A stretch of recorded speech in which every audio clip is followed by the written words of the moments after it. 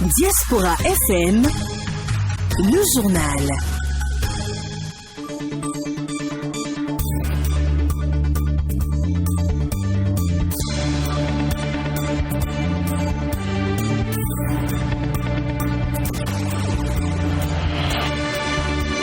Mercredi 1er septembre, c'est l'heure de la grande édition du journal Parler. Mesdames et messieurs, bonjour, voici le sommet de ce journal. Démarrage effectif de l'examen de licence ce jour sur l'ensemble du territoire national. 6317 candidats planchent dans différentes épreuves pour l'obtention de ce diplôme universitaire. Les nouveaux bacheliers ont encore 6 jours pour faire le choix de leur filière. Le directeur des systèmes d'information DSI du ministère de l'Enseignement supérieur et de la Recherche scientifique invite les retardataires à remplir les formalités dans le délai requis. Et puis les écureuils du Bénin affrontent le Madagascar dans le cadre de la première journée des éliminatoires pour la Coupe du Monde 2022 au Qatar. Quelle chance pour les écureuils du Bénin? La réponse dans ce journal. Voilà l'essentiel à développer dans cette édition. D'autres sujets vont meubler ce journal. On se retrouve juste après cette courte pause. Aristide Sethi. Bienvenue à tous et à toutes et merci d'avoir choisi la 102.3 pour vous informer. Les membres du gouvernement se réunissent en Conseil des ministres aujourd'hui. Premier conclave après les vacances gouvernementales. Le gouvernement a repris service depuis le lundi 23 août après 3 semaines de congé, mais le premier Conseil des ministres après la reprise se tient ce jour. Très attendu, cette séance hebdomadaire sera consacrée à plusieurs sujets importants. Le secrétaire général du ministère de l'Enseignement supérieur a procédé au lancement de la phase écrite de la session 2021 de l'examen national de licence ce matin au CEG Les Pylônes à Cotonou. Ils sont au total 6317 candidats à plancher dans différentes épreuves pour l'obtention de ce diplôme universitaire. Écoutons Saturnin Baguidi, chef centre. Nous avons au total 6317 candidats, dont 3108 filles et 3209 garçons. Et ces candidats sont répartis en 63 filières. Si on compare les chiffres de cette année aux chiffres de 2020, on note une augmentation du nombre de candidats. Et nous avons au total 1051 candidats de plus par rapport à 2020, soit une augmentation de 20,11%. En termes de filières aussi, on note une augmentation de 6 filières, donc 4 nouvelles filières par rapport aux examens de 2020. Nous avons des nouvelles filières qui sont audit, sécurité, système et réseau informatique, administration publique et gestion des collectivités, études islamiques, lettres et littérature arabe. Dans son discours de lancement, le secrétaire général du ministère de l'Enseignement supérieur et de la Recherche scientifique a insisté sur le respect des mesures barrières en ces moments de recrudescence de Covid-19. Mais nous datons. Madame m'a instruit spécialement de parler des mesures de prévention contre cette pandémie qui fait recrudescence en ce moment-ci. Ça, c'est les instructions de Madame la ministre. Pour finir, je pense qu'il faut saluer le DEC et puis toute son équipe parce que, comme vous l'avez vu, tout est silencieux, ce qui augure donc d'une très bonne préparation.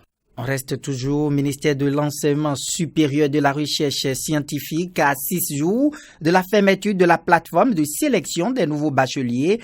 Le directeur des systèmes d'information DSI du dit ministère, Maxime Rinson, appelle les nouveaux bacheliers qui traînent encore les pas à bien vouloir se rendre sur la plateforme pour faire le choix avant la clôture définitive le dimanche prochain à minuit. Il nous fait ici le point. Écoutez-le. L'opération de recueil des choix de filière en vue de l'obtention des allocations d'études universitaires démarrée le lundi 23 août prend impérativement fin le dimanche 5 septembre à minuit. À ce jour, sur 51 668 bacheliers attendus, 34 665 ont pu activer leur compte, soit environ 67%. 30 703 bacheliers ont déjà effectué les choix de filière, soit 60% environ. Nous invitons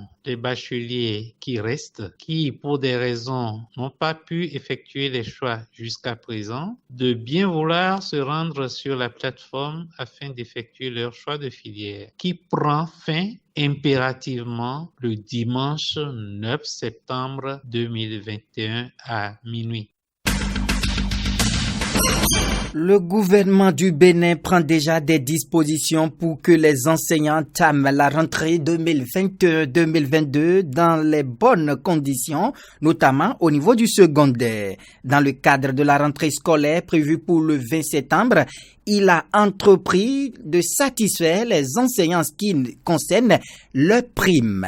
Le gouvernement a ordonné le paiement de ces primes de rentrée et de journée de réflexion. L'annonce a été faite par le porte-parole du gouvernement, Wilfried Léandre Ngbeji. Je voudrais dire que effectivement, les dispositions pertinentes ont été prises pour assurer une bonne rentrée. À ce jour, la préparation intellectuelle est achevée. La préparation matérielle et financière est en cours, mais en très bonne voie. C'est dans ce volet-là qu'il faut considérer ce qu'il appelle lui-même la gestion des primes de rentrée. Et s'agissant de ces primes, autant que des subventions de fonctionnement des établissements, en principe, à partir du 13 septembre, elles seront mises en place, aussi bien les primes que les subventions. Les mouvements du personnel enseignant sont en cours. Les mutations en ce qui concerne les nominations des directeurs d'école, le travail a été fait déjà. Le Conseil national de l'éducation a fait ses observations et actuellement les ministères sont en train de tenir compte de ces observations. Mais le porte-parole de la Fédération nationale du collectif des enseignants préinsérés du Bénin,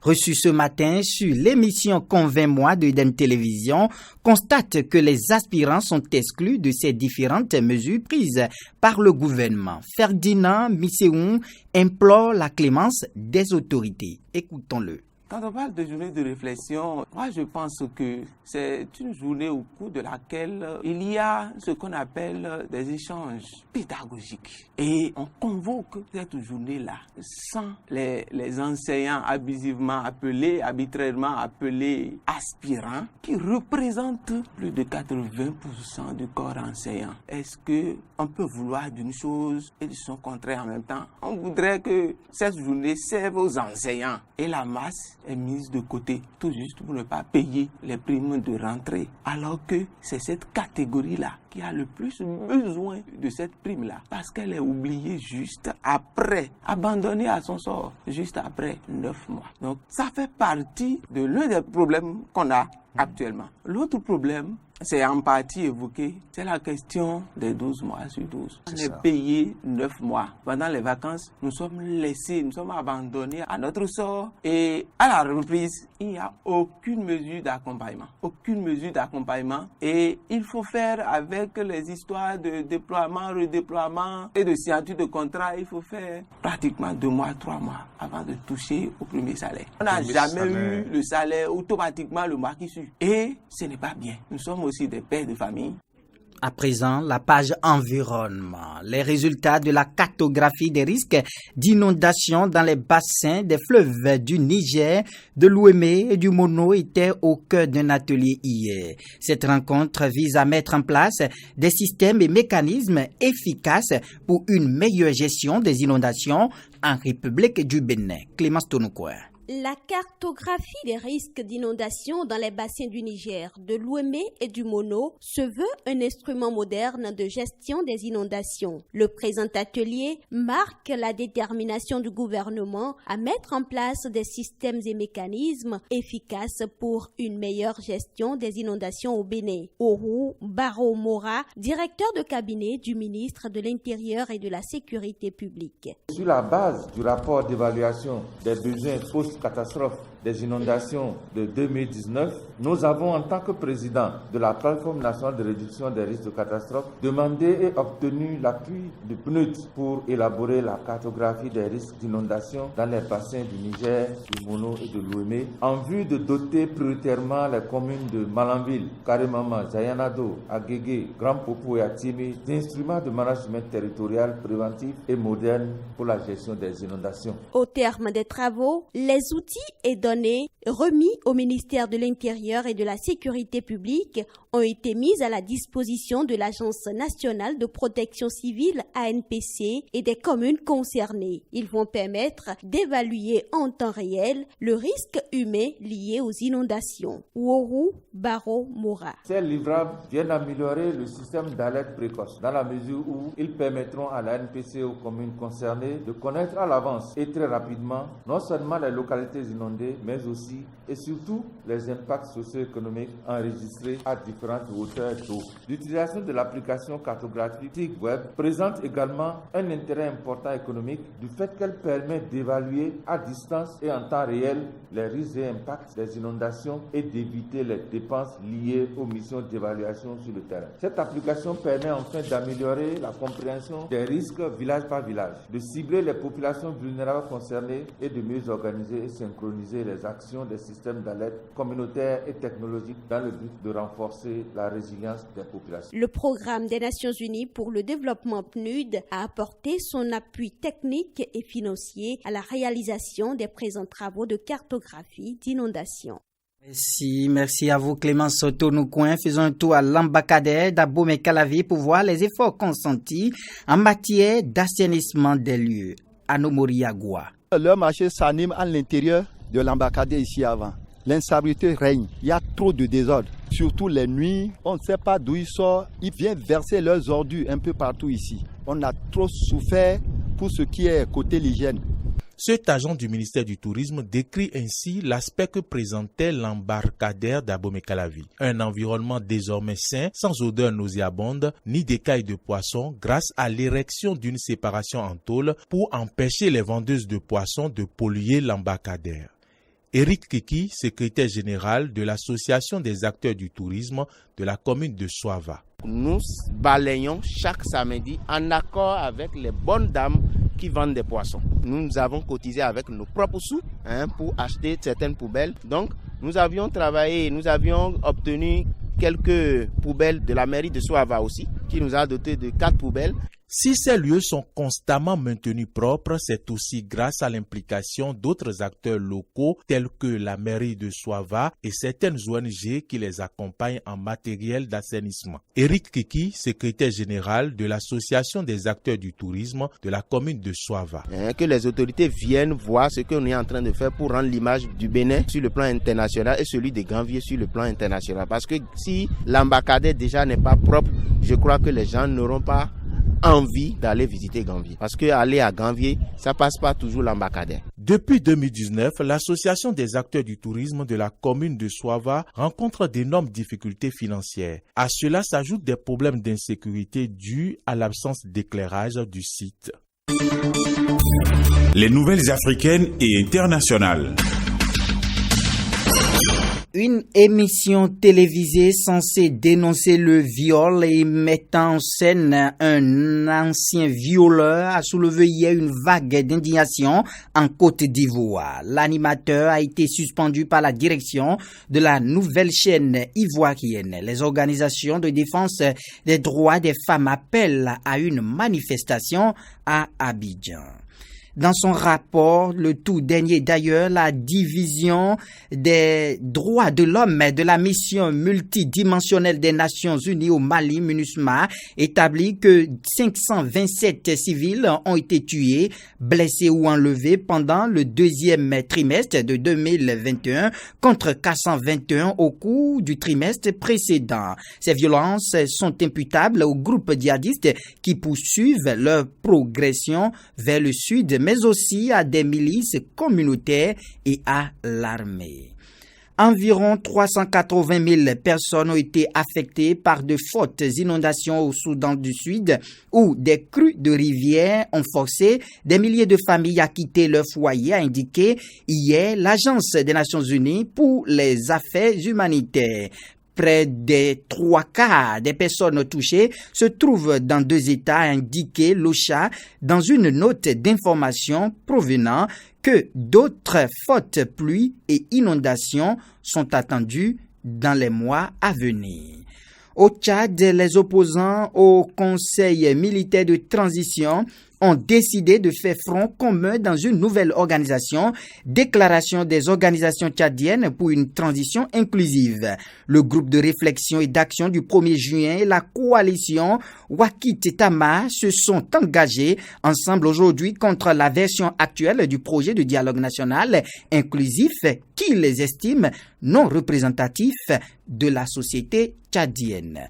Lors d'une allocution solennelle au lendemain du départ du dernier soldat américain de Kaboul après 20 ans de présence en Afghanistan, Joe Biden a tiré un bilan de l'action militaire et diplomatique américaine contre le terrorisme international. Pour le président, le retrait était la seule solution possible afin que les États-Unis puissent répondre aux défis de 2021 et non à ceux de 2001. À présent, on va sur la pelouse.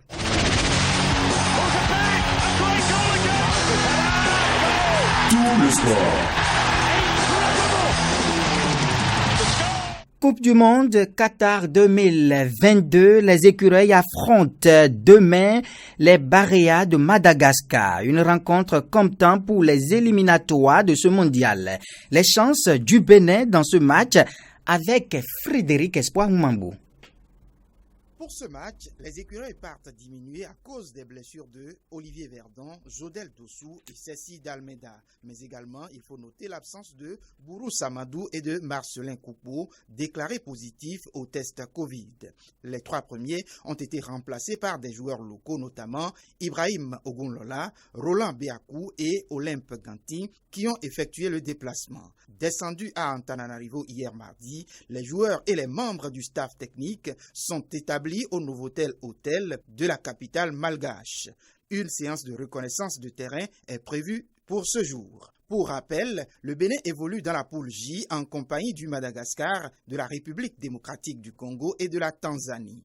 Aucun de ces 4 pays, faut-il le rappeler, n'est qualifié pour la prochaine Coupe d'Afrique des Nations Cameroun 2022. Les poulains de Michel Dussuyer pourraient-ils partir d'un bon pied dans ces éliminatoires?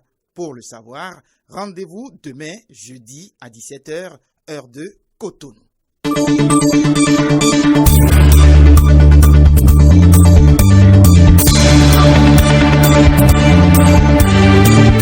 Et c'est la fin de cette messe de l'information sur les ondes de la 102.3 Diaspora FM pour le compte de la mi-journée de ce mercredi 1er septembre. Merci de l'avoir suivi. Mise en onde Emmanuel Agbodjelou, chef d'édition Albéric Dochamon, présentation Aristide Setti. Mais avant de partir, retenez cette citation de Victor Hugo. Celui qui ouvre une porte d'école ferme une prison. On se retrouve tout à l'heure à 13h30 pour votre émission Réagissons à l'actualité. Et n'oubliez surtout pas de vous laver les mains à l'eau et au savon et portez vos masques en tout lieu. À tout à l'heure. De l'éducation à la culture, de la culture à la politique, informons-nous sur Diaspora FM, la 102.3, la radio du développement local,